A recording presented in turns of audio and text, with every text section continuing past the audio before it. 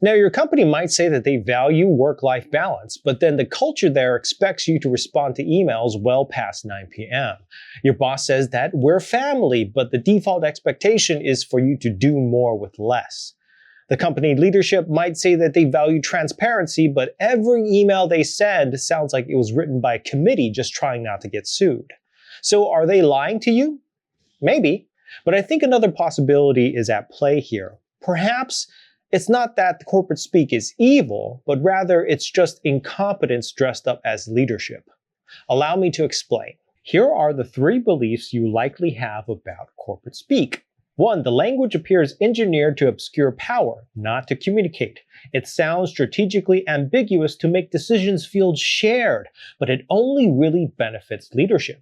2. Language feels weaponized against the employee, designed to make non-compliance feel like a personal failure. Phrases like fit the culture or seize the growth opportunity convert institutional dysfunction into individual pathology. 3. The cookie-cutter language shows it's a performance, not a true identity. There isn't a single company out there that doesn't claim innovation, integrity, collaboration, and excellence as their values. But none of it means anything specific. I know corporate speak feels like it was designed to brainwash you, to extract your labor, and to mask the cruelty of the corporate profit machine. I know this because I've felt it, I've been there, I've experienced it personally for many years. It feels like a sinister, calculated strategy. And I see young professionals today going through the same experience that I had for many years. Many of my students have developed this reverse dictionary where they can interpret these corporate phrases to actually mean the reverse, or at least hide an ulterior motive. This is built over many years of pattern recognition, consistently experiencing a gap between what corporations say and what they actually do. So what is actually happening here? Well, to be frank, it's Hanlon's razor.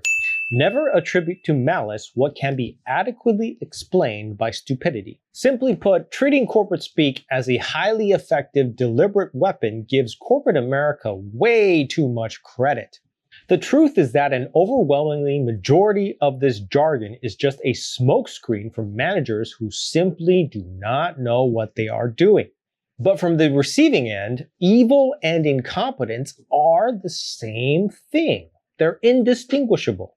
When you realize this, it can completely reframe your experience from being the victim of some grand psychological conspiracy to a person just trying to survive a broken system run by people who are just in over their heads. It's crucial that you understand this to protect your own well-being and for your future career growth. Let's dive into it. To understand what corporate speak actually is, you have to look at what management is supposed to be doing. According to Peter Drucker, there are 3 core responsibilities of management. 1. Fulfilling the organization's mission and purpose in society. 2. Making the work productive and the worker achieving. 3. Managing the social impacts of the organization. And the problem starts when leaders completely lose sight of the very first task. Management cannot exist for its own sake. An organization must be tied to a specific social function. If you don't understand the first core responsibility of management, which is to fulfill the organization's mission and purpose, you cannot possibly make the work productive. Productive for what? To what end result? An organization that has a purpose outside itself will treat employees as human beings who need achievement, status, and function. An organization that is only focused on growing itself becomes a cancer of society. They will have absolutely no idea how to align the needs of the worker with the needs of the business, and will treat people like disposable tools for the goal of profit. The same problem happens with management's third task, which is to manage the organization's social impacts. This is because they don't know their role in society. Without a purpose, social responsibility simply becomes stunts and smokescreens to cover up the fact that they don't know the downstream consequences of their actions. All of those break room posters about protecting our planet or promoting a sustainable future aren't a mastermind psychological trap. The company is just making it up as they go. They're following trends and fads because that's just what everyone else is doing right now. Drucker helps us understand why this feels so bad. Management's job is to clarify the mission, make the work productive for the person doing it, and to take responsibility for the impact on society that the organization has. So when leaders don't understand the mission, they replace clarity with slogans. So how does this incompetence impact your daily work life and your career? Well, it creates a vacuum in leadership, resulting in structural failure and the misuse of managerial tools. The executives high up don't know how to actually manage people towards a shared goal, but they still have to look like they're in charge. So they put on a performance using corporate jargon. Slogans and buzzwords rush in to fill the void left by an absence of genuine guiding principles. Drucker himself called this out, noting that one look at any policy language of a large company reveals just how illiterate modern management can be. Let's take, for example, the boss who endlessly talks about prioritizing work-life balance, but then also expects you to stay late and do more than your job description requires. How does this happen? Usually, that boss genuinely does believe in work-life balance, well, at least for themselves. But they are so focused on sounding relatable over making their beliefs into an actual company value. As a result, your job's actual work hours, actual expectations, and the implicit social norms within the organization contradicts what he says he believes. To you, it looks like a deep hypocrisy. To the boss, it's just a clumsy failed attempt to connect with the team because he lacks the actual skills required to be a manager. In this case, sustainable human performance is a genuine management responsibility, not just a personal belief. Managers who don't protect people's capacity are not managing well. Furthermore, incompetent organizations try to substitute jargon and procedures for actual human judgment. They use horrific buzzwords like proceduralized because they are trying to manage via filling out forms rather than by really leading people. When jobs are designed too narrowly or structured too poorly, the company has to invent these nonsense jobs with titles like coordinator to patch all the holes left behind. The corporate speak is the glue they use to hold together a poorly designed organization. They don't use jargon as this aggressive, weaponized language. They use it because they don't know what they are talking about. They literally lack the ability to speak clearly and organize effectively towards a joint mission. So what if we had to navigate this? If you believe the system is intentionally weaponized to manipulate you, you'll spend your days feeling paranoid, victimized, and defensive. But if you recognize that managers are hiding behind buzzwords simply because they don't know how to manage or they don't know how to define clear objectives, the power dynamic then flips. You can stop taking their jargon personally and start viewing it as a structural failure that you can actually navigate. When the language gets vague, ask for specifics. What does success look like? What are the actual targets? Who owns this decision? What are we measuring?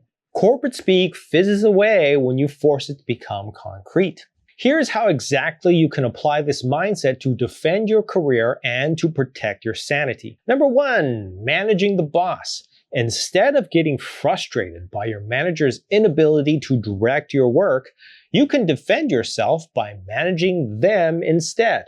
Drucker famously noted that the secret to managing the boss is remarkably simple.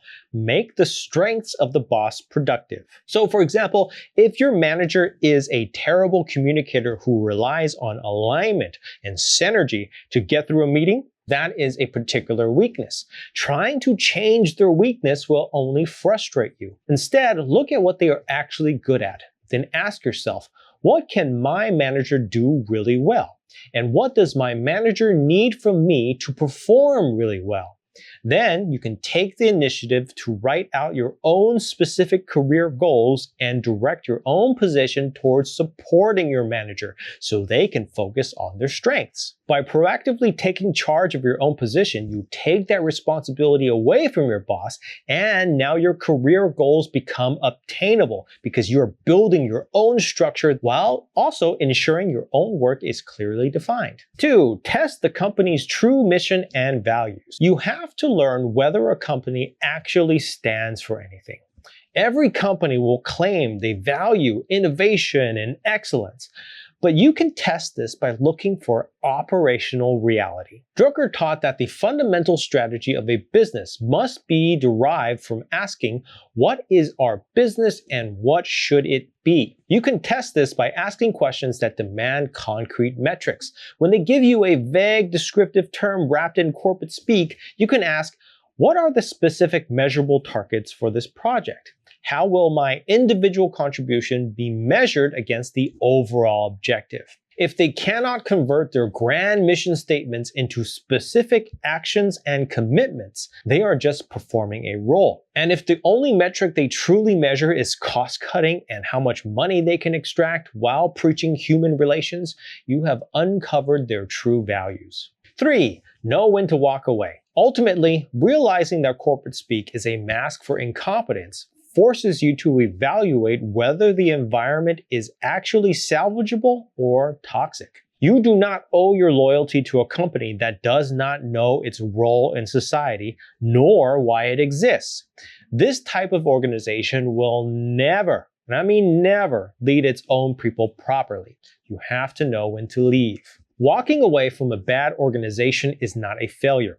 In fact, quitting on your own terms is one of the most important things you can do for your professional development. As Drucker noted, the person who walks out of a bad situation on their own volition gains an inner independence that can never be taken away. It proves to you that you can survive any setback and that you will not let an incompetent management team destroy your own standards of performance. So what do you think? Do you agree that corporate speak is a mask for incompetence? What is your experience with the corporate family? Please let me know your stories in the comments below. I read every single one. And if this video helps you better understand how to respond to corporate speak, please subscribe. That's exactly what this channel is meant to do. And if you know somebody who's fed up with corporate speak, please send this video to them. It's your efforts that help Drucker's ideas get where they are needed the most. As always, thank you so much for your time and attention. I'll see you next time.